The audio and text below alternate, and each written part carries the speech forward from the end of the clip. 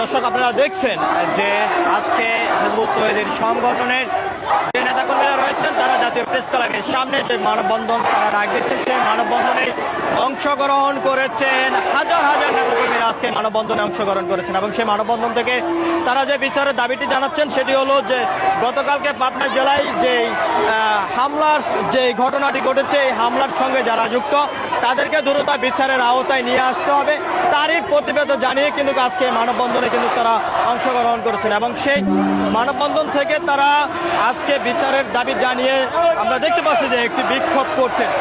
আমরা আপনাদেরকে একটু সরাসরি একটু দেখানোর চেষ্টা করছি, আমরা আপনাদেরকে একটু সরাসরি একটু দেখানোর চেষ্টা করছি যে হিজবুত তওহীদের সংগঠনের যে নেতাকর্মীরা আজকে মানববন্ধনে অংশগ্রহণ করেছেন এবং সেই মানববন্ধন থেকে কিন্তু তারা বিচারের দাবি জানাচ্ছেন। এবং সেই বিচারের দাবিতে কিন্তু জাতীয় প্রেস ক্লাবের সামনে উত্তাল অবস্থায় কিন্তু আমরা দেখতে পাচ্ছি নেতাকর্মীদের মাঝে কিন্তু একটি টান টান উত্তেজনার মতন কিন্তু আমরা দেখতে পাচ্ছি বিচারের দাবি কিন্তু তারা করে যাচ্ছে।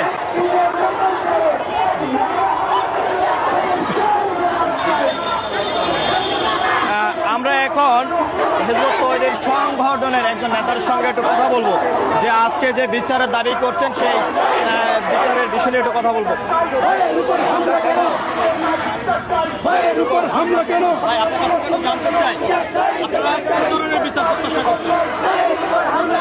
আমাদের বিচার প্রত্যাশা হচ্ছে যারা হামলা করছে সেই হামলাকারীদের অবিলম্বে আইনের আওতায় আনা হবে এবং তারা যে অপরাধ করছে সেই অপরাধে সুষ্ঠু বিচার আমরা দাবি করছি। বিভিন্ন সময় তো বিভিন্ন স্থান থেকে আপনাদের সদস্যদের উপরে যে হামলার ঘটনাটি ঘটছে, আসলে কেন হচ্ছে এটা? আমরা ঠিক না, আপনাদের কথা যেটা বলেছেন আমি সেটা শুনেছি। আপনাদের উচিত আপনি কথা কোনটা শুনলাম না।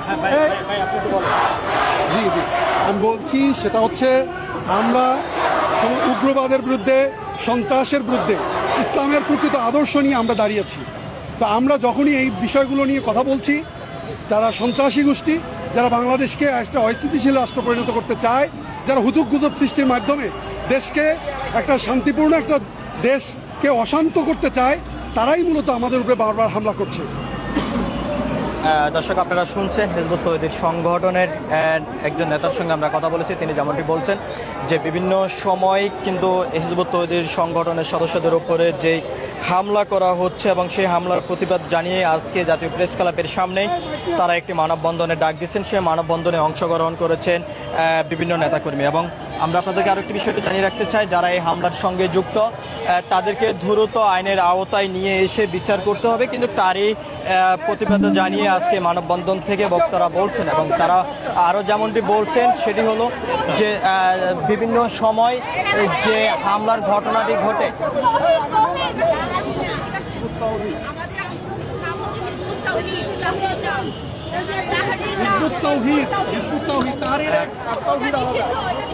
আমরা আপনাদেরকে আরো একটা বিষয়টা জানিয়ে রাখতে চাই, এই হামলার সঙ্গে যারা যুক্ত তাদেরকে দ্রুত বিচারের আওতায় নিয়ে এসে বিচার করতে হবে, তারই কিন্তু একটু দেখানোর চেষ্টা করছি তাদের সেই মানববন্ধন থেকে। আমাদের যখনই আমাদের প্রয়োজন হবে আমরা সবাই ইনশাআল্লাহ শান্তিপূর্ণ কর্মসূচিতে সবাই ঐক্যবদ্ধভাবে মাঠে থাকবো ইনশাআল্লাহ। আজকে আপনাদেরকে আন্তরিক ধন্যবাদ জানাচ্ছি, শুভেচ্ছা জানাচ্ছি যে আজকে আমাদের হিজবুত তওহীদ আন্দোলন, আমরা হিজবুত আন্দোলনের প্রতিষ্ঠাতা সৈয়দ মোহাম্মদ বাইজিদ খান এবং আমাদের সাথে আমাদের মাননীয় জনাব হুসাইন নেতৃত্ব করেন।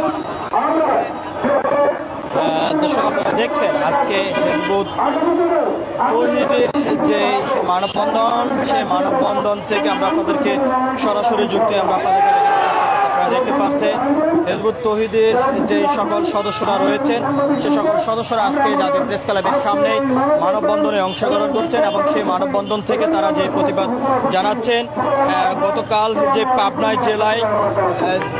জেলায় যে হামলার ঘটনাটি ঘটেছে, হামলার সঙ্গে যারা যুক্ত তাদেরকে দ্রুত বিচারের আওতায় নিয়ে আসতে হবে এবং দীর্ঘদিন পর্যন্ত বিভিন্ন স্থানে যে হামলার ঘটনাটি ঘটেছে সেই হামলার সঙ্গে যারা যুক্ত তাদেরকে দ্রুত বিচারের আওতায় নিয়ে আসতে হবে, তারই প্রতিবাদ জানিয়ে আজকে মানববন্ধন থেকে তারা বলছেন এবং স্বরাষ্ট্র উপদেষ্টার কাছে যে বিচারের তারা দাবিটি করছেন সেই দাবিটি হলো যে দ্রুত যেই হামলার সঙ্গে যারা যুক্ত তাদেরকে দ্রুত আইনের আওতায় নিয়ে এসে বিচার করতে হবে।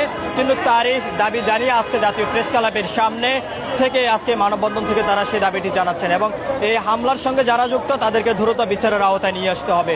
দীর্ঘদিন যে বিভিন্ন স্থানে যেই তাদের যে সদস্যদের উপরে যে হামলা হয়েছে এবং সেই